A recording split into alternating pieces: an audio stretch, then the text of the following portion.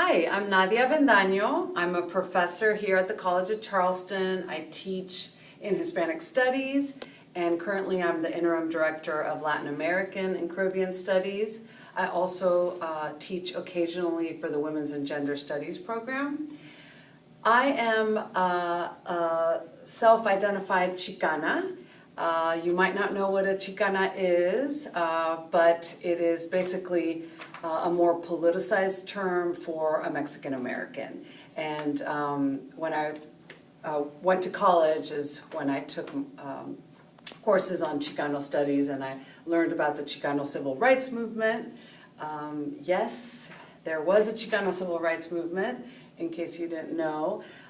It was inspired by the Black civil rights movement, and it was mostly in the Southwest. So I like to teach courses about this because we're in the Southeast and it's not as known. So growing up, I learned how to speak Spanish. That was my first language. And then when I went into kindergarten, I learned English. And so my worlds were bicultural, bilingual. I had no problems moving from one language to the other, one cultural world to another, right? I went to Spanish Mass and then school in English. I had friends from all different backgrounds, so it was a really great, for the most part, somewhat multicultural existence. What else can I say? Moving 15 years ago to the Southeast was definitely a culture shock. I